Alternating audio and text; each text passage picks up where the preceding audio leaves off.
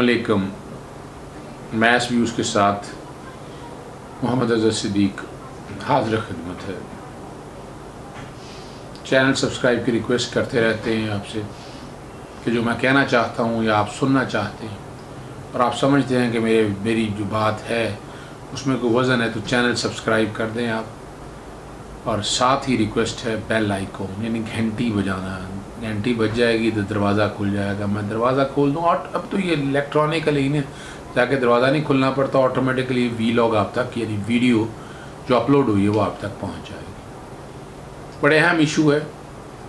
कल मुख्तलिफ TV channels पे सोशल मीडिया पे मैंने ये बात बड़ी वाज़ेह तौर पर कही थी कि मरीम नवाज़ साहिबा की गिरफ़्तारी होने के चांसेस हैं, मगर वो गिरफ़्तारी से ज़्यादा वो सियासी अखाड़ा बनाएंगी। वो सियासी अखाड़ा बनाने में कामयाब हो गई।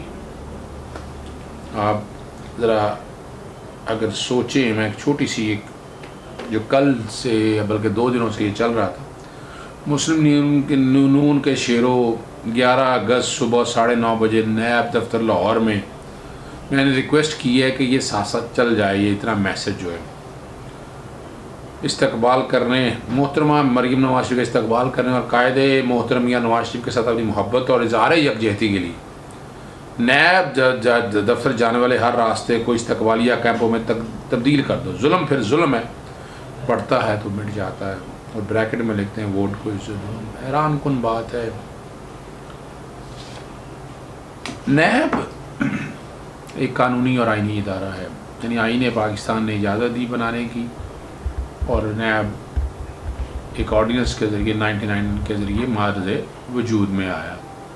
उससे पहले 1997 में एहतसाबुर रहमान, आपको पता है एहतसाब कमीशन के नाम से मियाँ नवाज़ शरीफ साहब ने ये बनाया था। और हम उनकी तरफ नहीं जाते, हम उनकी तरफ रखते हैं उस चीज़ को, लेकिन कानूनी तौर पर ये चैलेंज हुआ। असफद यारबरी ने ANP वाले जो बातें करते हैं बाकायदा चैलेंज हुआ। सुप्रीम कोर्ट ने इस कानून की आइनी शक्ल कहा कि आइनी इजाज़त देता है, क्यों नहीं इजाज़त देगा। 99 में ये बनाया, लेकिन बाद में पाकिस्तान सिग्नेटरी हो गया UN कन्वेंशन ऑन करप्शन 2005 के हवाले से। और हमने हर एक ने ये देखा है, ये कोई ऐसी चीज़ नहीं है कि जो मैं बात कर रहा हूँ कि रिकॉर्ड में नई चीज़ आई है सारी। नैब ने नोटिस दिया। अब नोटिस नैब का इख्तियार है, सेक्शन 18 और सेक्शन 24 सारे पढ़ लें। सेक्शन 19 के तहत कोई इन्फॉर्मेशन आई, इन्फॉर्मेशन बड़ी वाज़ेह है, वो मैं पहले भी अपने व्लॉग्स में बता चुका हूँ कि कैसे ग्रे एरियाज़ को ग्रीन एरियाज़ में कन्वर्ट किया गया। कौड़ियों के बाहों ज़मीनें ख़रीदी गई और 1000 रुपये के करीब सिर्फ़ और सिर्फ हाउसिंग सोसाइटियाँ इतने अरसे में रजिस्टर्ड ना हो सकें, सेल डीड की शक्ल में, नक्शे पास होने की शक्ल में। सिर्फ़ और सिर्फ ये एक प्लानिंग जो LDA जो जाती उम्रा जो एक छोटा पंजाब बनाने की, जैसे LDA के ज़रिए इन्होंने शेखुपुरा, कसूर, बाई फेरो तक ये सारा लाहौर LDA के अंडर दे दिया था। तो 2013 में ये पूरी साजिश हुई और 2013 में गालबन ये प्रॉपर्टीज़ ख़रीदी गई हैं। ये रिकॉर्ड की चीज़ें मैं बता भी दी, तफसीलात भी दी। वो नोटिस में इंफॉर्मेशन मांगी है, इतला मांगी। अब कोई भी काम नोटिस आया आपको, कोई ज़बरदस्ती घर से उठाकर नहीं ले गया। अब नोटिस के बाद आपके पास रेमेडीज़ क्या हैं? एक तो है कि आप इदारे के पास जाते हैं, कहते हैं कि ये मैंने आपको मुतमईन कर दिया, ये चीज़ें सारी इन्फॉर्मेशन, और ये बड़ा आसान सा हाल है। दूसरा है कि आप इसको आला अदालतों में चैलेंज करते हैं। आर्टिकल 199 पढ़ लें। मरीम नवाज़ साहिबा ने आर्टिकल 199 का तो रेमेडी ली नहीं, इन्होंने रेमेडी ली वो सड़कों की, यानी जो गॉड फादर या सीजन माफिया का कॉन्सेप्ट को सामने रखते हुए। और प्लानिंग आप ये मैंने आपके सामने पहले ये पढ़ दी, ये पूरे सोशल मीडिया पे तूफ़ान बदतमीज़ी हर जगह ये था। और वो कह रही हैं कि मुझे नोटिस एक दिन पहले मिला है। नोटिस TV पे या अखबारों पे रोज़ाना पढ़ने वाले लोग हों तो हर एक को पता है कि कितने दिन से मैंने व्लॉग कब किया है, आपको सामने की बातें। और भांडा कब फूटा इनके सारे इस प्लान का कि जब TV के ऊपर बाकायदा पत्थर, जो बड़े बड़े तराशे हुए पत्थर, लगता है किसी आर्टिस्ट ने बनाए थे, लिफाफों में रखते हुए गाड़ी में, वो गाड़ी आ गई। केबन वाली गाड़ी भी आ गई जिसमें अंदर से निकालते हुए फोड़ते हुए दिखाता हुआ सड़क पे फेंका और वहाँ से कारकुनों ने उठा के जो फायरिंग की पत्थरों की। और देखें पुलिस का किरदार मैं को डिफेंड नहीं करता, मॉडल टाउन में यही वो लोग थे, यही वो हुक्मरान थे जिन्होंने रियासती दहशतगर्दी की थी मॉडल टाउन सानिया के हवाले से। लेकिन यहाँ मैं पुलिस को कोई डिफेंड नहीं करता, लेकिन सवाल यहाँ है कि क्या पुलिस ने बजरिया ताकत किसी कोई मुजाहरा होने जा रहा था, कोई गैदरिंग थी, कोई जो नैब ने रोकनी थी या पुलिस ने रोकनी थी, एक इदारे ने आइनी और कानूनी तौर पर बुलाया था, जवाब देना था, जवाब नहीं थे, तो इसीलिए ये प्लान किया गया। पर पत्थर सारे दिखा दिए। मैंने रिक्वेस्ट की है कि आज मेरी शायद सोशल मीडिया टीम जो है वो शायद साथ साथ आपको वो पत्थर वो दिखाती रहे ताकि पता चल सके कि क्या मसाइल और क्या क्या प्लानिंग है ज़बरदस्त। और फिर उसके बाद आप देखें बड़ी प्लानिंग के साथ ये सारा कुछ हुआ। डॉक्टर मुसद्दक को मैंने देखा वो भी गाड़ी पे चढ़े हुए थे, काम बंदों की तरह सियासी कारकुन। अफसोस और दुख हुआ कि इस हद तक की आदत में फुकदान आ गया। राना सनाउल्लाह साहब तक पहुँचे हुए थे, परवेज़ रशीद साहब गाड़ी में बैठे हुए थे। नैब के अंदर जब आप जाते हैं हेयरिंग के लिए तो कोई सियासी लीडर नहीं जा सकता, ड्राइवर नहीं जा सकता आपका अंदर। आपने इन्वेस्टिगेशन होनी है आपके साथ, सवालों जवाब होने हैं और आपने जवाब देने हैं, वकील नहीं जा सकता। ये बड़ी क्लियर बात है।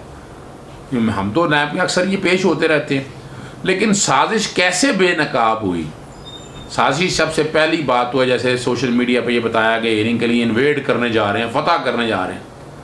फिर पत्थरों का जैसे कारकुनान को जाती उमरा इकट्ठे किया, फिर रास्तों में इकट्ठे करके फिर पत्थर हम सब ने देख लिए। और मैं आगे चलने से पहले यहीं तकाजा करूँगा जुडिशल कमीशन बनाएं, इसका बेनकाब करेंगे चेहरे।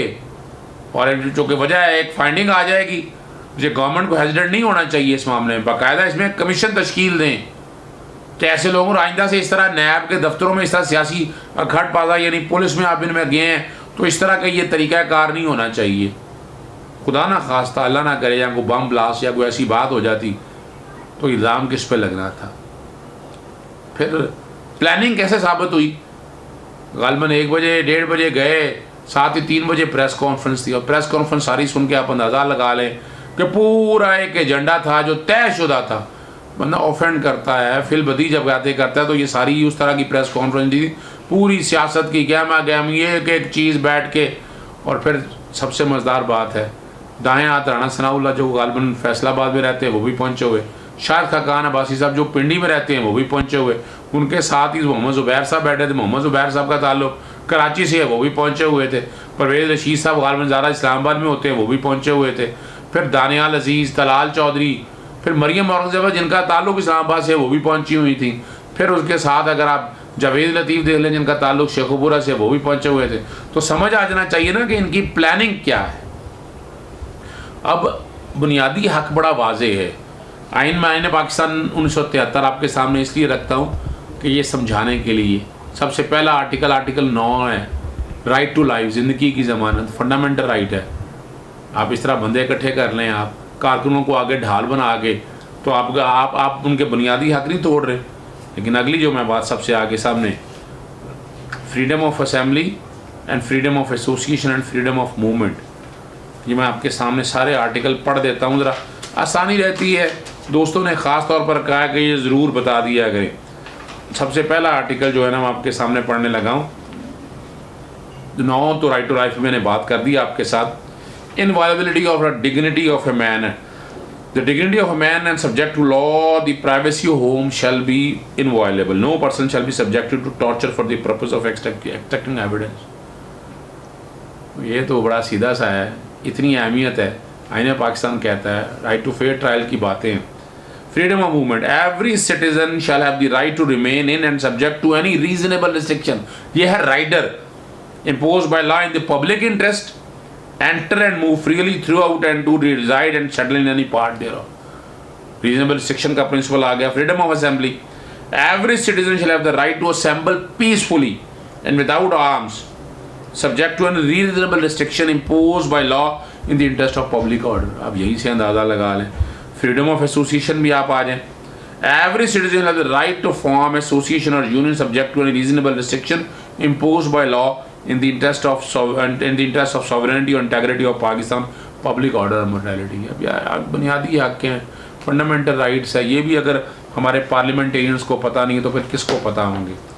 अगला जो है ये सारा जितना भी अमल है, पाकिस्तान पीनल कोड आपके सामने मैं रख रहा हूँ, ताजीरात पाकिस्तान जिसे कहते हैं।